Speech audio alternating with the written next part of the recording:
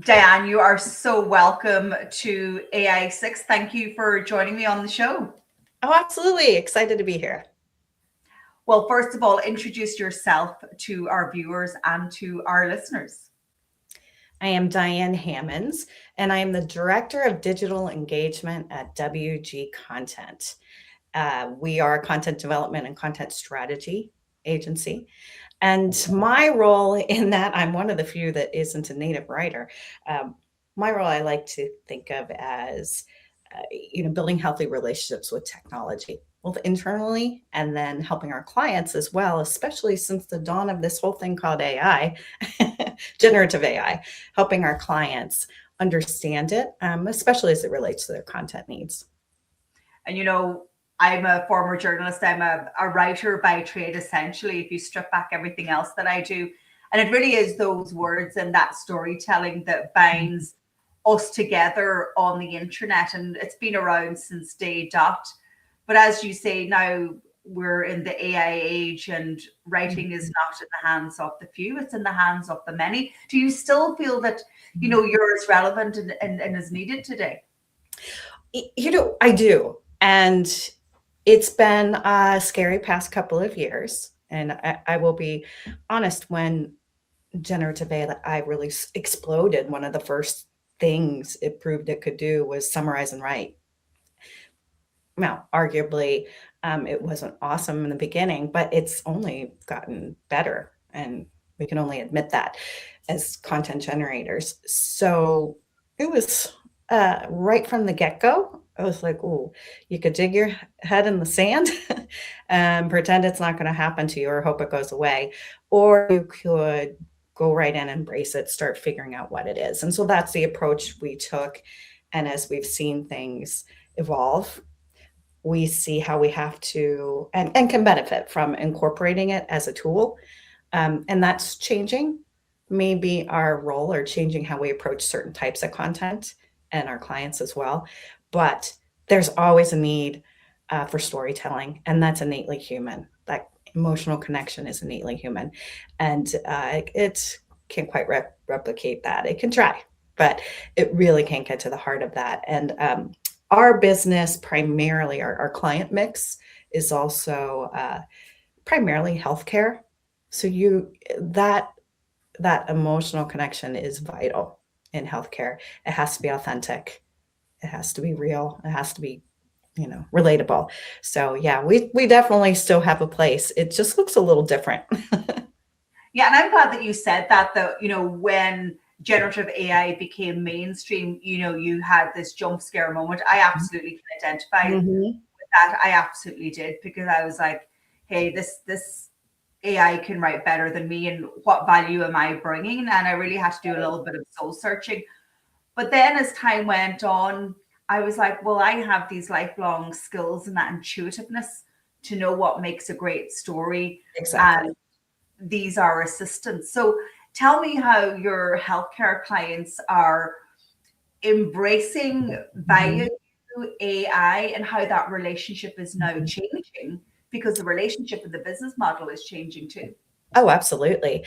It's honestly really just starting to pick up momentum.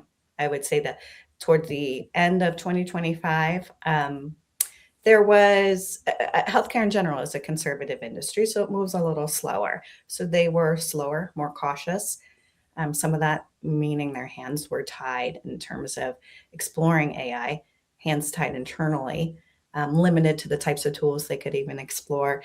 But it's starting to open up a bit now. And what I mean by that is they're starting to, I realize, okay, I don't have to, if I wield it responsibly, I don't have to be afraid of it. I can use it to my benefit. So where we're starting to see, early on, it's like, okay, I can use it to help me brainstorm a headline or write a meta description for a web page or something to that sort.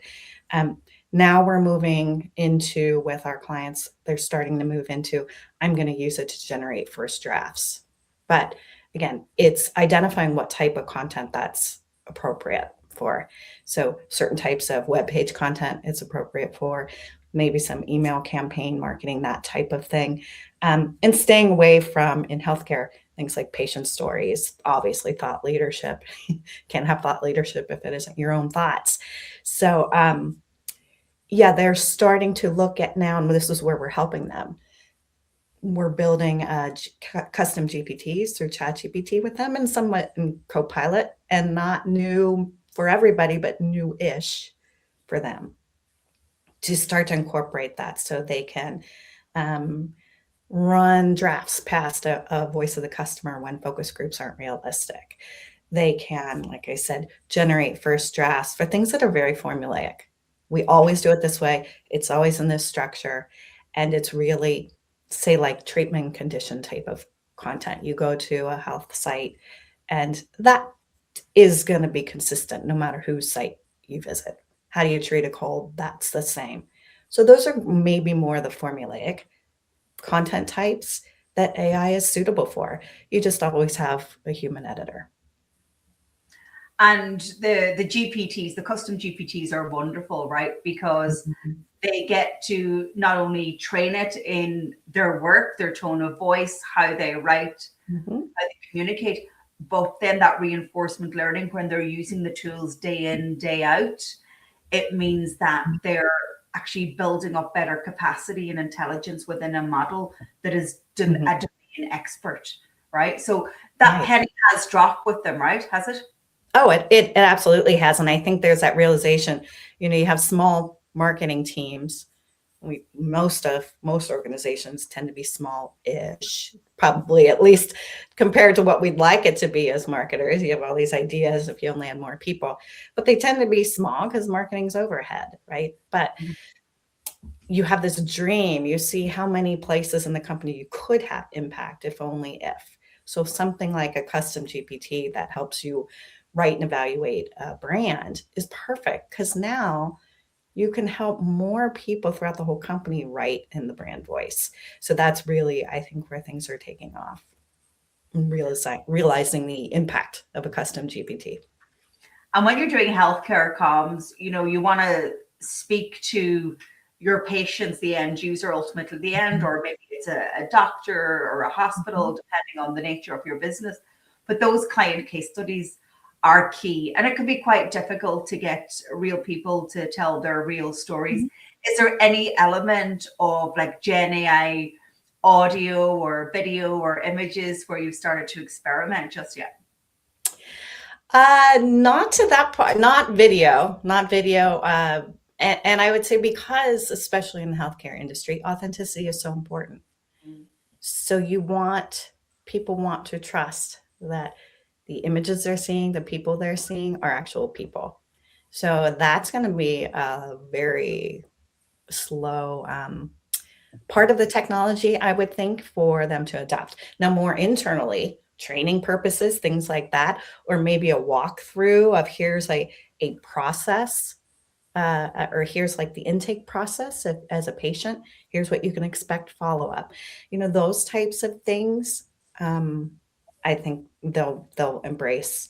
But yeah, specifically for healthcare industry, they're going to be slower to find use cases, at least right now, for things where, like a Hey Gen, where it's, creating an avatar or something like that.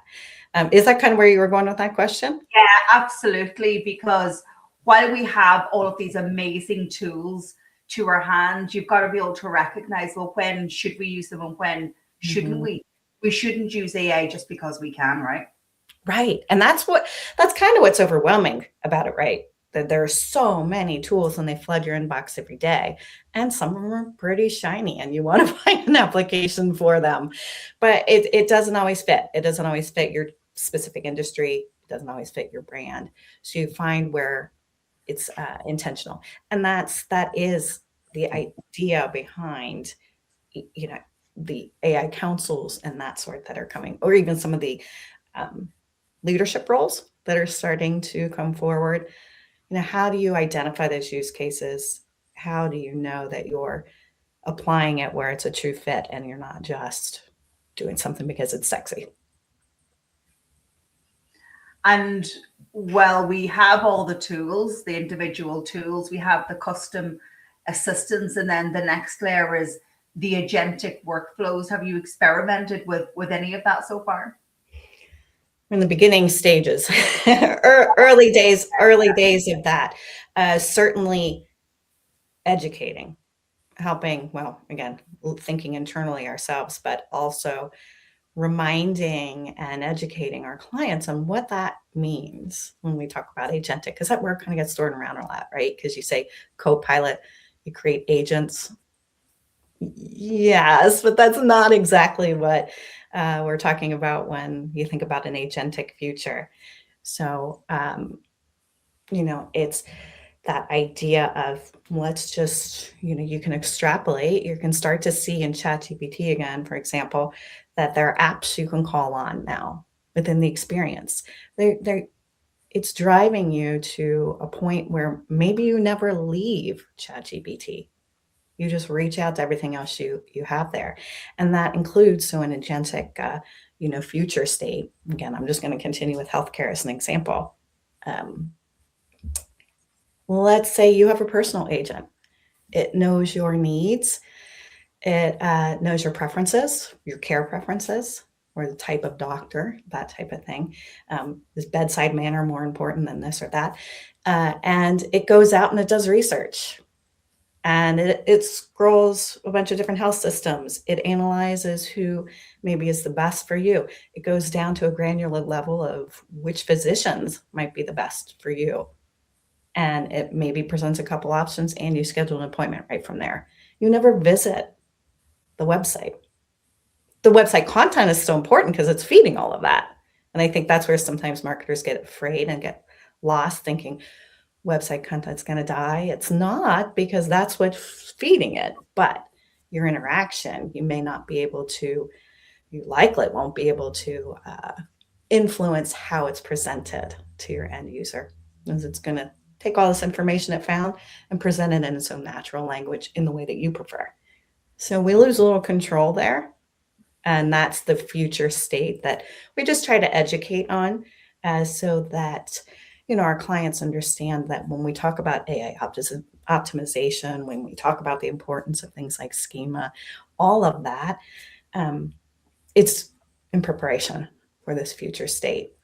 And then obviously then also how you continue to think about other channels, that AI isn't only looking at the internet, so how do you show up in YouTube? How do you show up in Reddit? How do you show up here, here, here, and here? Because it's collectively looking at everything to determine your brand. I was actually just doing a social media content strategy workshop today, and one of the students on the course said, actually, our company is hiring a Reddit marketer. Wow. Whoever knew that would become a job title, because Reddit is such a data source for the large language models, isn't it? Right. That's incredible. But yeah, that's where a certain industry, if there's discussions about your industry or your brand out there, yeah, that's smart move. It is a smart move. And you mentioned Google, and will traffic to our websites drop? We're all very fearful of that, because zero clicks within ChatGPT, right? You get all the answers there, but we need to optimize for those large language models. Think about generative engine optimization. I guess that's a large piece of your business now too. It is. And one of the ways, we've always done content strategy, and a lot of what is best practices for SEO, it translates, keep doing that. It's just also do some of these other things. And I know there's so many articles out there, so I'm sure it's not new to you, some of the tactics that are finding early success. Making sure you have summaries at the tops of pages and tops of blogs, on top of, that kind of summaries, key takeaways, whatever you want to call them, a summary statement, a handful of bullets, those things that make it easier for the machine to determine the content on the page. Those types of things are becoming more integrated into our writing templates. So they're not so much if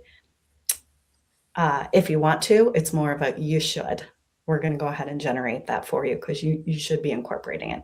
So those are some of those AI optimization things. We also try to help our clients think about it and get past maybe the overwhelm by thinking of AI as another, just another one of your target audiences.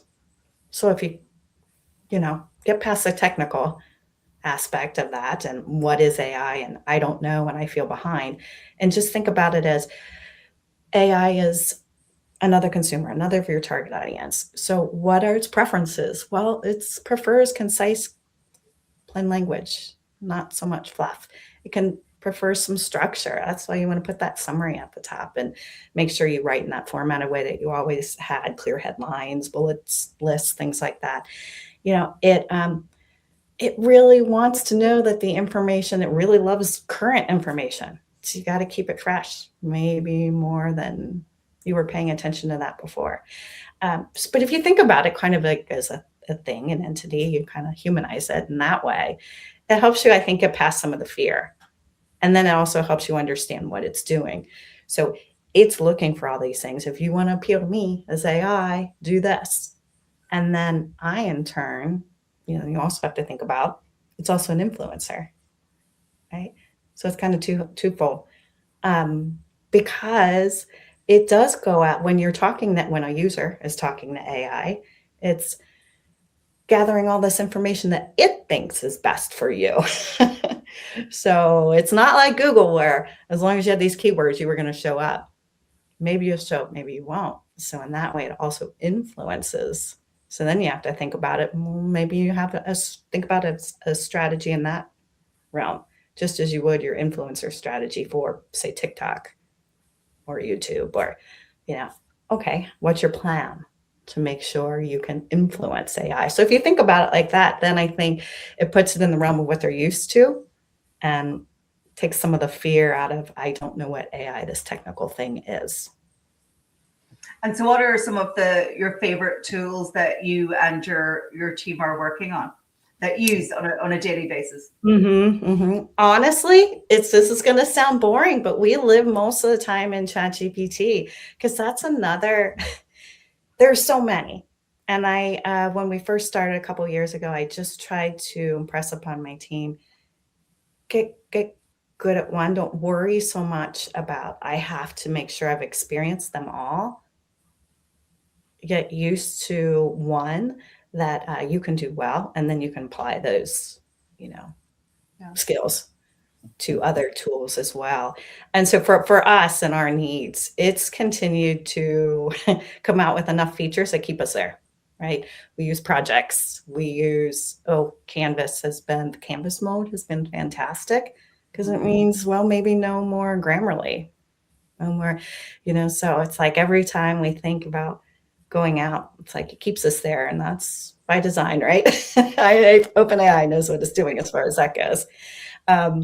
We, like others, we dip into Claude. I like to have conversations with Claude when it's security and privacy mindset, because it's trained, with that mindset. So if I want to understand or talk through the privacy of a tool, maybe, or kind of troubleshoot, or bat around the risks, I tend to go to Claude to do that. Yeah. And it's no surprise that ChatGPT ranks your AI leaderboard, because it's a world leader. It only took 3 years to get to almost 1 billion users. When you think about Copilot is the Microsoft safe house of a lot of the businesses in the world. We use Microsoft every day, but we use ChatGPT. They're definitely a market leader. And as you said, the release of their new functionality and features just keeps them savvy. And what we hate to have as comms people or as business owners is a tool stack that is far too broad. Exactly. Makes you distracted, makes you feel overwhelmed. And so that's a good strategy, a platform of choice. Once it's delivering, you're loyal to it. You are. Well, and and then the more of your conversations, the more it knows you, it's hard to start that over somewhere else. And again, I know that's by design. So you got to keep one eye on, is this smart or am I getting trapped? But, that's part of my role. And whether it's AI or whether it's other technologies, it's, how much can we make? How many do we really need?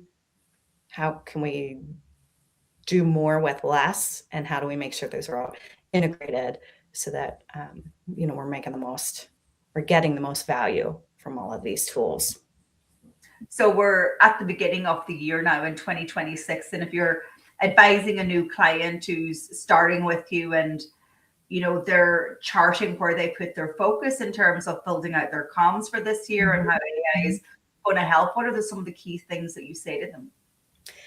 Yeah, for one, for sure, I'd say if you haven't yet, you should be building custom GPT, gem, agent, whatever, your choice, your platform of choice, but you should have them and you should start integrating them.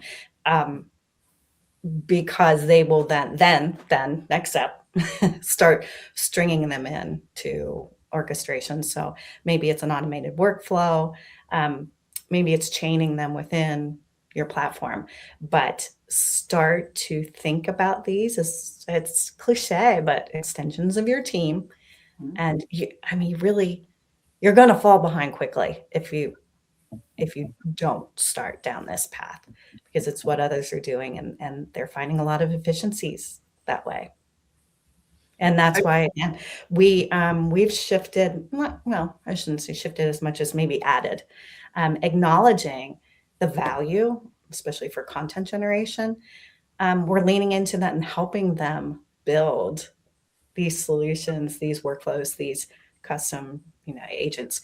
We're helping them build them, even though at the same time it's kind of, well, if that's creating content, you don't need us for content. But we trust, and that's part of the scary thing, right? As we all pivot and we start to analyze what's our new place in the world, and we all are getting hit. I think content generation was just hit earlier, but we're all going to be hit by these moments as AI continues to progress. So for us, we can still be helpful. We're still content experts. We know what good looks like, as you, I think, mentioned earlier. So we can help you create these. We know how to set the instructions for greatness. We know how to monitor the output to say this is good or this is slop. We can help you fine tune it. And then we can help you edit what comes out, be that human in the loop. And then we're here for the stuff that should be fully human. We're still here for that. And we have the expert writing, to do that, to tell the stories, to interview subject matter experts and, patients. We have people who have that emotional IQ to be able to talk to someone who's been through a traumatic health experience, and get their story. So yeah, you got to trust that it's just an evolution and you may not like it, but that's how you stay relevant. Yeah, I am totally in tune with you in terms of the transparency and saying, what I would have provided to you as a service 2-3 years ago is not what I'm doing now, because, we have these assistants. Let's build your own in-house comms, custom GPT. How I trained teams in communications a year ago is now completely changing. We're training them in collaboration with having the tools open. And I was like, this used to take me days to train people. Now we do it in an hour, but there's more strategic and critical thinking. Well, and that's at least how it should be, right? Yeah. Oh, sorry. Go ahead. Yeah. So we need to be transparent that yes, AI can do some of what we could do, but now our value is in a different place. And I think once you get over that fear and that kind of moment of, is this it for me? You can really lead. As I say in this podcast, in my book, is AI is more about communications than coding, right? Right. Yeah. Yeah, agree. 100% agree. And so you've taken the stance that, we've evolved what we do. We're transparent about what you should be using AI for communications, but we can do other things. Right. Yeah. There's a place for both. We continue to be the content expert, and we'll help you with using the tool that's appropriate for that situation. So, and I think our clients are leaning into that. And then the GPTs are getting, some of them are more situational and more complex, or like I said, they lend themselves to automated workflows that, we have this. How do I have a form that triggers this, that goes to the GPT, that goes to an email and alerts me? You start to say, okay, what else can we do to take away all those little administrative tasks? Yeah. So are you enjoying this new evolution that we're working through in content in the AI age? Yeah. Like you said, once you get past the fear, absolutely. And there, and it is a journey. There are people in our team who are less excited than me. I mean, it's my role and I live it every day. So I'm certainly on the higher end of excitement. And also caution, I don't want to say that I'm like blindly optimistic, but yeah, the team is coming along. It's interesting. There's the fear, and then there's the, okay, I'm going to try it. And then there's the aha. And then there's the, oh wait, but this feels like cheating. Yeah. And then to the realization of, no, this is just smart. My value is somewhere else. My value really isn't here. Like you said, my value is the strategy, interpreting what it gives me, poking it, doing more with it, helping, using it to push me to be better, think harder, think deeper. Yeah. But it takes a little while, and so it's okay wherever you are on that journey. It's a journey. Yeah. And the line is AI plus me is better. Mm-hmm. And that's a promise. And we all want to be better and give our clients better. So, and every day we're learning, right? Who's an expert? Every day we're learning, every day it's changing. Mm-hmm. But as practitioners and as kind of early adopters, that's certainly where we can bring the value to the customer. Yeah. Yeah, we like to say AI requires the tolerance for I don't know and the stamina for let's find out. I love that. That is brilliant. So, Dianne, are you optimistic for 2026 then? I am. Certainly there are things that continue to be worrisome. In my world, especially, I'm tuned to OpenAI talking about ChatGPT health. That's a little frightening.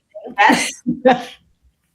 Yeah, for many reasons, not just for maybe implications for health systems or clients, but gosh, just for individuals. And do they understand what they're doing if they're connecting medical records? But that's another thing. Yeah, so there are those things. There's moral questions, risk questions, but at the same time, I also see a lot of positive movement. And the more people are educated and understand the questions to ask, it can lead to good things. So I'm positive, bullish.